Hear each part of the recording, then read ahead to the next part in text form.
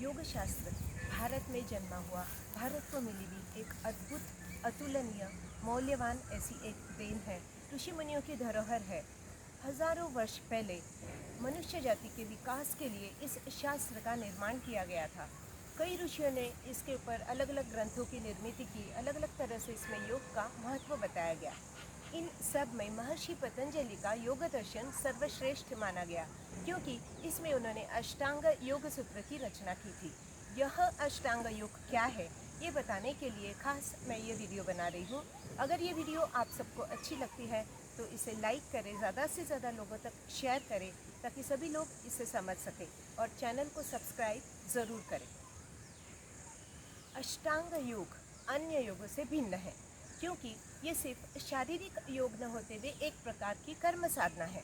माना जाता है कि जो भी व्यक्ति इस साधना को सिद्ध कर ले, वह जीवन के असल सार को समझ लेता है। इसके अभ्यास से शारीरिक, मानसिक, बौद्धिक विकास अच्छा होता है, अच्छे आरोग्य की प्राप्ति होती है। यही वजह है कि योग को समझाने के लिए, शरीर, मन, आत्मा की शुद्धि के लिए योग पिता महर्षि पतंजलि ने करीब 500 ईसा पूर्व इस अष्टांग योग सूत्र की रचना की थी। इसमें योग शास्त्र पूरा उन्होंने 8 अंगों में लिखा है, इसीलिए इसे अष्टांग योग कहा है। यह 8 अंग मतलब समाधि, सिद्धि, मोक्ष मार्ग की ओर जाने वाली 8 सीढ़ियाँ, 8 स्टेजेस बताया है। एक प्रकार का तप भी इसे हम कह सकते हैं। यह सभी सीढ़ियाँ एक दूसरे से जुड़ी हुई है। जैसे नीचे वाली सीढ़ी को हम पार करते हैं, तभी ऊपर वाली सीढ़ी की ओर बढ़ते हैं। उसी तरह जैसे जैसे हम एक एक अंग को समझने लगते हैं, वैसे वैसे आगे वाले अंग की ओर बढ़ते जाते हैं। तो देखते हैं ये 8 अंग कौन से हैं। सूत्र में इसे पतंजलि ने इस प्रकार बताया है: यम नियमासन प्राणायाम प्रत्याहार धारणा ध्यान समाधयः अष्टौ अंगानि। यम, नियम, आसन, प्राणायाम, प्रत्याहार, धारणा, ध्यान, समाधि, ये वो 8 अंग है। इनमें से पहले 4 अंग जो है, यम, नियम, आसन, प्राणायाम, इसे उन्होंने बाह्य योग या बहिरंग योग कहा है। अंत के 3 अंग, धारणा, ध्यान, समाधि, इसे उन्होंने आंतरिक योग या अंतरंग योग कहा है। और प्रत्याहार बाह्य और आंतरिक योग के बीच सेतु का कार्य करता है। तो इस तरह हम बढ़ते हैं पहले अंक की ओर, जो है यम। यम मतलब इस समाज में जीवन में जीने के लिए पाले जाने वाले कुछ अनुशासन, बंधन, इसे हम कह सकते हैं। वह 5 बताया है: अहिंसा, सत्यास्तेय, ब्रह्मचर्या, परिग्रह, यमः। पहला यम है अहिंसा, मतलब हिंसा नहीं करना, किसी को भी किसी भी प्रकार से दुख नहीं पहुंचाना। तो यह हिंसा 3 प्रकार की बताई है: कायिक, वाचिक, मानसिक। कायिक मीन्स प्रत्यक्ष रूप से किसी को दुख पहुंचाना, जैसे कि मारपीट, खून खराबा, इस तरह। वाचिक मीन्स शब्दों से किसी को दुखाना, किसी को बुरा भला कहना, गाली गलौज करना, इस तरह। और मानसिक हिंसा मीन्स किसी को हम मारपीट नहीं सकते हैं, किसी को कुछ बोल भी नहीं सकते हैं, लेकिन मन ही मन उसके प्रति गुस्सा आ रहा है, मन ही मन गालियाँ निकल रही है, तो ये भी एक प्रकार की हिंसा बताई है। तो इस तरह किसी भी प्रकार से हिंसा नहीं करना है, किसी को भी दुख नहीं पहुंचाना है। तो इसका, इस व्रत का अगर पालन करते हैं तो इसका फल बताया है: अहिंसा प्रतिष्ठायाम तत्सन्निधो वैरत्यागः। मीन्स इस अहिंसा का अगर पालन करते हैं तो हमारा किसी से भी कोई बैर नहीं रहता है, कोई हमारा दुश्मन नहीं होता है। जब हम किसी का कुछ बुरा नहीं करते हैं तो हमारा कोई दुश्मन हो ही नहीं सकता है, इसलिए हमारा मन अपने आप शांत रहता है। मन में प्रेम, ममता, वात्सल्य निर्माण होता है, एक प्रकार की निर्भयता, विश्वास हमारे अंदर रहता है। सिर्फ एक अहिंसा व्रत का भी पालन करते हैं तो धर्म का पालन करे बराबर होता है। महात्मा गांधी ने भी पूरी जिंदगी अहिंसा व्रत का पालन किया था, हम सब जानते हैं। अहिंसा व्रत पालन करने वाले इंसान के आसपास का वातावरण भी अहिंसात्मक हो जाता है। व्यक्ति के अनुसार वातावरण की निर्मित होती रहती है। इसके बाद दूसरा यम बताया है सत्य, मतलब सच। जो देखा, सुना, जाना, समझा वही बोलना, झूठ नहीं बोलना।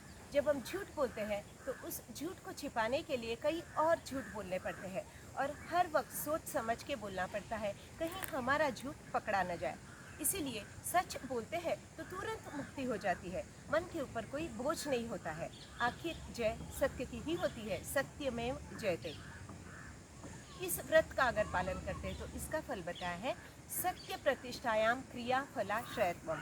इस सत्य का अगर पालन करते हैं तो उसके मन में जो भी इच्छा निर्माण होती है वह बिना कुछ करे ही उसे प्राप्त हो जाती है। जो सिद्धि करने के लिए बहुत प्रयत्न करने पड़ते हैं वो बिना कुछ करे ही उसे प्राप्त हो जाती है, उसे वाचा सिद्धि प्राप्त होती है।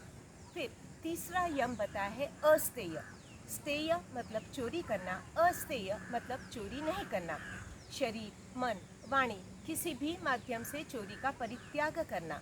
सिर्फ कोई चीज़ बिना किसी के पूछे लेना, उसका यूज़ करना, यही चोरी नहीं है। तो किसी के विचार, किसी का साहित्य, लिखाई, जो चीज़ अपने मेहनत की नहीं है उसका हम यूज़ कर रहे हैं, वो भी एक प्रकार से चोरी की गई है। तो इस अस्तेय का अगर पालन करते हैं तो इसका फल बताया है अस्तेय प्रतिष्ठायाम सर्व रत्नोपस्थानम। मीन्स इस अस्तेय का अगर पालन करते हैं, चोरी अगर नहीं करते हैं, तो उसे सभी साधन, सामग्री, संपत्ति की लोक कल्याण के लिए प्राप्ति होती है। इस तरह का व्यक्ति सिर्फ जीवन आवश्यक वस्तुओं का ही उपभोग करता है, अतिरिक्त चीज़ों की ओर उसका मन भागता नहीं है। फिर इसके बाद चौथा यम बताया है ब्रह्मचर्य, मतलब ब्रह्म तत्व। वंश चालू रखना प्रत्येक जीव की नैसर्गिक प्रवृत्ति है। वनस्पति में भी ये वृत्ति होती है। इसके लिए स्त्री पुरुष एकत्र आना आवश्यक है, लेकिन ये धर्मशास्त्र के बनाए गए नियमों के अनुसार होना आवश्यक है। तो ये ब्रह्मचर्य व्रत पालन होता है। मर्यादा में रह के विषय सुख लेना, उसे सीमित रखना, काम वासना का अतिरेक नहीं होने देना, इसे ही ब्रह्मचर्य व्रत कहते हैं। इस व्रत का अगर पालन करते हैं तो इसका फल बताया है ब्रह्मचर्य प्रतिष्ठायाम वीर्य लाभः। इस ब्रह्मचर्य का अगर पालन करते हैं तो उसे अनन्य साधारण शक्ति सामर्थ्य की प्राप्ति होती है, उसे विलक्षण तेज की प्राप्ति होती है, उसे वीर्य लाभ होता है, इंद्रिय दमन होता है। वीर्य लाभ से शरीर और मन सामर्थ्यवान होता है। काम वासना का अतिरेक वीर्य को नष्ट करता है और एड्स जैसी बीमारियां होकर लोग अकाल मृत्यु का शिकार होते हैं। इसीलिए सभी शास्त्रों में, धर्मों में ब्रह्मचर्य व्रत पालने का महत्व बताया गया है। सिर्फ इस एक व्रत के पालने से बाकी सभी व्रतों का पालन अपने आप हो जाता है। इसके बाद पांचवा यम बताया है अपरिग्रह। परिग्रह मतलब संचय करना, संग्रह करना। अपरिग्रह मतलब संचय नहीं करना या संचय संग्रह जो है वो कम करना, सीमित करना। तो किन चीज़ों का संग्रह? अतिरिक्त चीज़ों का, यादों का, विचारों का संग्रह कम से कम करना है। जीवन आवश्यक जो भी चीज़ें होती है उनका, यादों का, विचारों का संग्रह अगर हम अधिक करते हैं तो उसी को संभालने के पीछे हम उलझते चले जाते हैं और हमारा दुख, चिंता, तनाव जो है वो बढ़ता जाता है। और अगर हम इन सब चीज़ों का संग्रह सीमित रखते हैं, कम रखते हैं, तो इसके साथ आने वाले दुख, मेहनत, तनाव वो अपने आप कम होते जाते हैं और हमारे विचार भी कम होते जाते हैं और हमारा मन शांत हो जाता है। फिर इसके परिणाम बताते हुए कहा है अपरिग्रहस्तेरे जन्म कथंथा संबोधः। इस तरह जब हमारा मन शांत हो जाता है तो हमें भूत, भविष्य, वर्तमान का ज्ञान होने लगता है, पूर्व जन्म के संस्कार याद आने लगते हैं, यह बताया है। इस तरह हमने देखा 5 यम क्या होते हैं। किसी भी जाति, धर्म, देश, काल, समय में इन 5 यमों का सभी ने पालन करना चाहिए। इसे एक प्रकार का महाव्रत उन्होंने कहा है। अब हम बढ़ते हैं दूसरे अंक की ओर, जो है नियम। नियम मीन्स इस शरीर के प्रति हमें किस प्रकार व्यवहार करना है, इस बारे में बताए हुए 5 नियम। वो इस प्रकार है। शौच, संतोष, तप, स्वाध्याय, ईश्वर प्रणिधानानि नियमाः। पहला नियम है शौच, मतलब शुद्धि। शरीर और मन की अंतर्बाह्य शुद्धि। हमारा शरीर, मन, विचार शुद्ध और पवित्र रखना आवश्यक है। बाहर से आने वाले अशुद्ध पदार्थों से, विचारों से, विषयों से हमारे अंदर मल जमता है, गंदगी जमती है, अमंगलता निर्माण होती है। योग में समाधि की ओर जाने के लिए तीनों भी स्तर पे शौच पालना आवश्यक है। तो बाहरी शुद्धि तो हम स्नान आदि क्रिया से रोज ही करते हैं, लेकिन आंतरिक शुद्धि भी ज़रूरी है। शास्त्र में सभी इंटरनल ऑर्गन्स की अलग अलग शुद्धि क्रियाएँ बताई है, वह भी करना ज़रूरी है। शौचा स्वाम जुगुप्साम परैर संसर्गः। इस तरह जब शुद्धि हो जाती है तो योगी को अपने शरीर से ही घृणा होने लगती है। वह किसी और को मिलने से डरता है, किसी और के संपर्क में वो आना नहीं चाहता है। उसे ऐसे लगने लगता है मेरी पूरी तरह शुद्धि हो चुकी है और मैं किसी और से मिलूँगा तो मेरे अंदर फिर से गंदगी जमा हो जाएगी, अमंगलता निर्माण हो जाएगी। इस तरह से उसकी सोच होने लगती है। उसकी शरीर के प्रति अटैचमेंट जो है वो धीरे धीरे कम होती जाती है। शरीर के प्रति अटैचमेंट जब कम होती है तो वो परमात्मा की ओर अपने आप खींचा चला जाता है। फिर इसका फल बताते हुए कहा है, सत्व शुद्धि सौमनस्य एकाग्रेन्द्रिय जय आत्मदर्शन योग्यत्वानिच। मीन्स इस तरह जब शरीर और मन की अंतर्बाह्य शुद्धि जब हो जाती है तो मन की एकाग्रता बढ़ती है, मन शांत होता है, बॉडी पार्ट्स के ऊपर एक प्रकार का कंट्रोल आता है, आत्मदर्शन की योग्यता प्राप्त होती है, बुद्धि तेज होती है, आत्मा शुद्ध हो जाता है। इसके बाद दूसरा नियम बताया है संतोष। संतोष मतलब खुश रहना, समाधानी रहना, हालात कैसे भी हो हर हाल में खुश रहना, किसी से भी कोई अपेक्षा नहीं रखना। अपेक्षा पूर्ति अगर नहीं होती है तो फिर से हम दुखी हो जाते हैं, इसीलिए अपेक्षा ही नहीं रखना है। भगवान ने हमें जो भी जैसे भी दिया है उसमें खुश रहना, समाधानी रहना, संतुष्ट रहना, इसे ही संतोष कहा है। संतोषात अनुत्तम सुख लाभः। इसके बाद तीसरा नियम बताया है तप। तप मतलब कठोर परिश्रम। हमारा जो लक्ष्य है, हमारा जो ध्येय है, उसे पाने के लिए खूब परिश्रम करना, खूब मेहनत करना, शारीरिक मानसिक पीड़ा का विचार न करते हुए, उसे सहते हुए, खूब मेहनत करते हुए उस लक्ष्य को पाना मतलब तप। तो तप करने से क्या होता है तो कहा है, कायेंद्रिय सिद्धि अशुद्धि क्षया तपसः। मतलब तप करने से हमारे शरीर के त्रिदोष वात पित्त कफ जो है वो सौम्य हो जाते हैं, बैलेंस में हो जाते हैं, आलस पूरी तरह खत्म हो जाता है, अज्ञान दूर हो जाता है, काया और इंद्रिय सिद्धि उसे प्राप्त होती है। इसके बाद चौथा नियम बताया है स्वाध्याय। स्वाध्याय मतलब अभ्यास, मोक्ष शास्त्र का, वेदों का, मंत्रों का अभ्यास। यह अभ्यास श्रद्धा से निरंतर दृढ़ निश्चय करके उसका अर्थ समझते हुए करना चाहिए। अगर इस तरह अभ्यास करते हैं तो देवता भी प्रसन्न हो जाते हैं, यह बताया है। स्वाध्यायात इष्ट देवता संप्रयोगः। फॉर एग्जाम्पल जैसे शिवाजी महाराज ने तुळजा भवानी का अनुग्रह करके उन्हें वो प्रसिद्ध तलवार मिली थी और तुकाराम महाराज को बाबा जी चैतन्य का अनुग्रह हुआ था। इसके बाद पांचवा नियम बताया है ईश्वर प्रणिधान। ईश्वर की आराधना करना मनुष्य जीवन की सबसे महत्वपूर्ण बात है। मनुष्य चाहे कितना भी बड़ा क्यों न हो जाए, लेकिन ईश्वर शक्ति श्रेष्ठ है ये उसे पता होना चाहिए। उसके चरणों में लीन होने का भाव हमेशा होना चाहिए। जो भी कार्य कर्म हम करते हैं वो ईश्वर का अस्तित्व मान्य करते हुए श्रद्धा से, निरपेक्षता से, फल की अपेक्षा न करते हुए करना चाहिए। ईश्वर की भक्ति करना मतलब ईश्वर प्रणिधान। ये भक्ति भी अलग अलग प्रकार से की जाती है। भक्ति योग में भक्ति के अलग अलग प्रकार बताए हैं। श्रवणम कीर्तनम, विष्णु स्मरणम, पाद सेवनम, अर्चनम, वंदनम, दास्यम, सख्यम, आत्मनिवेदनम। भक्ति किस किस प्रकार से की जाती है वो भक्ति के प्रकार इस श्लोक में बताए हैं। इसके बारे में डीप में हम कभी और जानेंगे। अभी हमारा वीडियो नहीं तो बहुत लंबा होता जाएगा।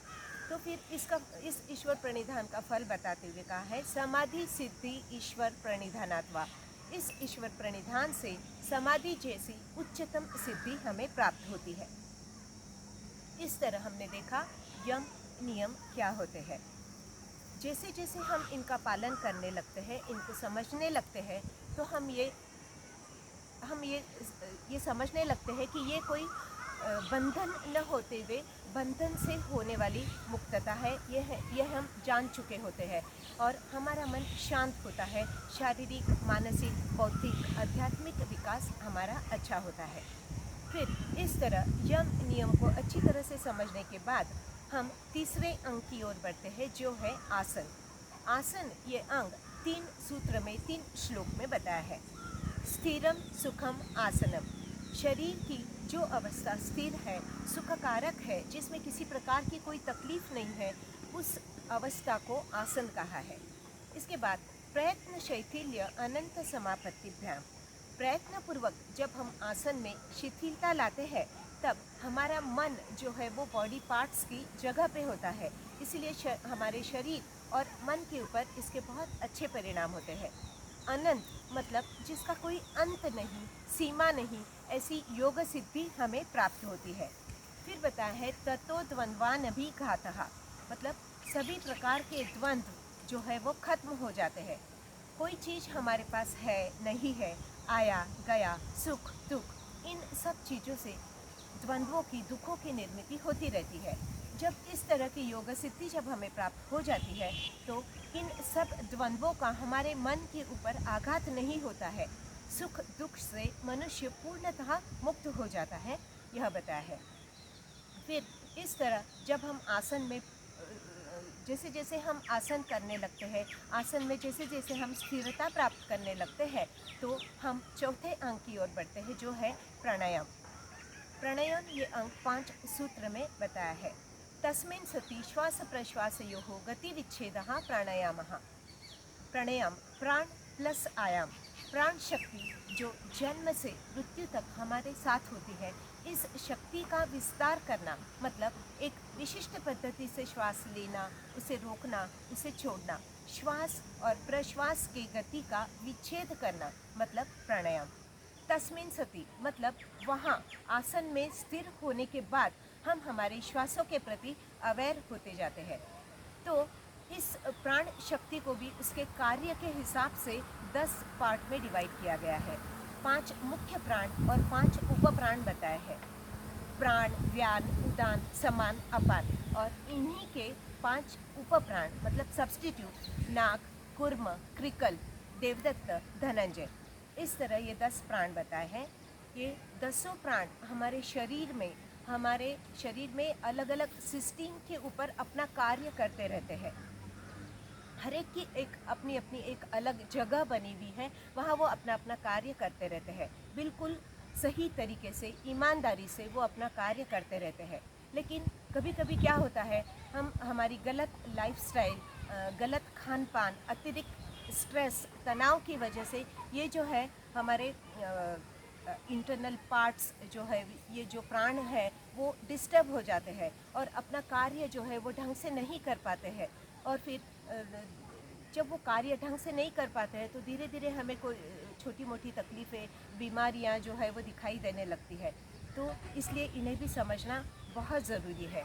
हमारे एक इतनी भगवान की बनाई हुई ये इतनी सुंदर एक शरीर की रचना है, हर एक इसके अंदर का हर एक पार्ट, हर एक सेल, हर एक नर्व जो है वो अपना अपना कार्य इतने सही ढंग से करते होते हैं, लेकिन वो हमारी गलती की वजह से कहीं डिस्टर्ब हो जाते हैं, फिर हमें तकलीफ़ होती है। तो इन सब चीज़ों को भी समझना बहुत ज़रूरी है। तो हम हमारे पॉइंट के ऊपर आते हैं फिर से। फिर प्राणायाम के प्रकार बताते हुए 2 सूत्र बताए हैं। बाह्याभ्यंतर स्तंभ वृत्ति देश काल संख्याभि परिदृष्टो दीर्घ सूक्ष्म। बाह्य प्राणायाम मतलब श्वासों को पूरी तरह बाहर छोड़ा जाता है और रोका जाता है। फिर अभ्यंतर प्राणायाम मतलब श्वासों को पूरी तरह अंदर लेके उसे रोका जाता है। स्तंभ वृत्ति मतलब जो भी पोजीशन है उस पोजीशन में श्वासों को होल्ड करना है, ये स्तंभ वृत्ति। उसके बाद एक चौथा प्रकार बताया है बाह्याभ्यंतर विषयाक्षेपी चतुर्थः। इस प्रकार के अंदर श्वासों को पूरी तरह बाहर छोड़ा जाता है और छोड़े हुए श्वास को बार बार छोड़ने की क्रिया की जाती है, अंदर लेने की क्रिया होती ही नहीं है। यह एक चौथा प्रकार बताया है। उसके बाद प्राणायाम के परिणाम बताते हुए 2 सूत्र बताए हैं। ततः क्षीयते प्रकाशावरणम धारणा सूच योग्यता मनसः। ततः क्षीयते प्रकाशावरणम मतलब प्राणायाम के अभ्यास से हमारे आत्म प्रकाश के ऊपर आया हुआ अंधकार का लेयर पूरी तरह समाप्त हो जाता है, खत्म हो जाता है, अज्ञान दूर हो जाता है, ज्ञान प्राप्ति जो है वो उज्जवल होती है, पूरे शरीर में प्राण वायु का संचार हो जाता है। धारणा सूच योग्यता मनसा मतलब अंतरंग योग का हमारा जो पहला अंग है धारणा, उसकी ओर जाने के लिए हमारे मन की तैयारी होती है। इस तरह हम आसन में हम हमारे बॉडी पार्ट्स के प्रति अवेयर होते हैं, प्राणायाम में हम हमारे श्वासों के प्रति अवेयर होते हैं, फिर इसके बाद हम 5वें अंक की ओर बढ़ते हैं, जो है प्रत्याहार। स्वविषया संप्रयोगे चित्त स्वरूपानुकार इवेन्द्रियाणाम प्रत्याहारः। हमारे बॉडी पार्ट्स के ऊपर कंट्रोल रखने की क्रिया को प्रत्याहार कहा है। बहिर्मुख मन अंतर्मुख होना, चित्त से पूरी तरह एकरूप हो जाना, हमारे मन की बॉडी पार्ट्स के पीछे भागने वाली अवस्था को कम करना। ततः परमा वश्यतेन्द्रियाणाम, इंद्रिय जय भी इसे कहा गया है, बॉडी पार्ट्स को कंट्रोल करने की क्रिया। फिर इस तरह जब हम प्रत्याहार करने लगते हैं तो धीरे धीरे हम अंतरंग योग में प्रवेश करते हैं। अंतरंग योग का हमारा पहला अंग और अष्टांग योग का छठा अंग धारणा की ओर हम बढ़ते हैं। धारणा, देशबंध चित्तस्य धारणा, चित्त का देशबंध करना मतलब धारणा। अति चंचल ऐसे मन को एक विशिष्ट बंधन में बांध के रखना, ये मन की एकाग्रता की उच्चतम अवस्था है। भटकते हुए मन को एक जगह, एक आलंबन के ऊपर बांध के रखना, उसे वश करना, उसे कंट्रोल करना मतलब धारणा। फिर दूसरा अंग, अंतरंग योग का दूसरा अंग और अष्टांग योग का 7वां अंग जो बताया है वो है ध्यान। तत्र प्रत्यय एकतानता ध्यानम। तत्र मतलब वहाँ, धारणा में स्थित होने के बाद ध्यान की प्रक्रिया शुरू होती है। धारणा के सिवा ध्यान संभव ही नहीं है। धारणा से आगे प्रगत अवस्था की ओर बढ़ना मतलब ध्यान। इसके अंदर का, इस श्लोक के अंदर का दूसरा शब्द है प्रत्यय। प्रत्यय मतलब प्रत्यक्ष अनुभव। ज्ञानेंद्रियों के माध्यम से बाहरी संवेदनाओं का अर्थ समझा जाता है मतलब प्रत्यय लिया जाता है। प्रत्यय एकतानता मतलब एक ही आलंबन के अलग अलग प्रत्यय आते रहते हैं। एक क्षण में एक तो दूसरे क्षण में दूसरा, ये सभी एक ही आलंबन के होते हैं, इसीलिए इसे धारणा कहते हैं। इनमें से किसी एक प्रत्यय के ऊपर मन को स्थिर करना, किसी एक प्रत्यय को दीर्घकाल अनुभव करना मतलब ध्यान। धारणा में स्थित होने के बाद किसी एक प्रत्यय के ऊपर मन को स्थिर करके इस तरह ध्यान की साधना की जाती है। फिर जैसे जैसे हम ध्यान करने लगते हैं, ध्यान करने का समय हमारा जैसे जैसे बढ़ता जाता है, वैसे हम समाधि की ओर प्रवेश करते हैं। अंतरंग योग का हमारा तीसरा अंग और अष्टांग योग का 8वां अंग समाधि। समाधि ये ध्यान की परिपक्व अवस्था है। तदैवार्थ मात्र निर्भासम स्वरूप शून्य इव समाधि ही। ध्यान से समाधि की ओर बढ़ने का निर्देश तदैव इस शब्द से किया है। तदैव मतलब वहाँ, ध्यानावस्था में। अर्थमात्र मतलब आलंबन का सिर्फ एक ही प्रत्यय शेष रह जाता है। निर्भासम मीन्स इस प्रत्यय के अलावा इसे दूसरा कुछ भी दिखाई नहीं देता है। स्वरूप शून्य इव मतलब आलंबन का एकमात्र प्रत्यय अनुभव करने वाला ध्याता भी शून्य मात्र हो जाता है। कुछ समय के लिए ध्याता ध्यान की अवस्था में इतना विलीन हो जाता है कि उसका अस्तित्व ही शून्य हो जाता है। यही समाधि अवस्था है। इन तीनों को पतंजलि ने एक ही बताया है, तीनों अलग अलग नहीं है। जैसे जैसे हम धारणा करने लगते हैं तो ध्यान की ओर बढ़ते हैं, जैसे जैसे ध्यान करने लगते हैं तो समाधि की ओर बढ़ते जाते हैं। धारणा के सिवा ध्यान संभव नहीं है और ध्यान के सिवा समाधि संभव नहीं है। इसीलिए तीनों को उन्होंने एक ही बताया है, तीनों को उन्होंने संयम कहा है। इस संयम के परिणाम बताते हुए वो कहते हैं तज्जयात प्रज्ञा लोकहा, मतलब इसका अर्थ है इस संयम के ऊपर जब हम पूर्णतः विजय प्राप्त कर लेते हैं तो प्रज्ञा का आलोक फैल जाता है, अर्थात जो है उसका ज्ञान हो जाता है। सत्सद विवेक बुद्धि प्राप्त होती है। रजो तमोगुण जो है वो पूर्णतः खत्म हो जाते हैं।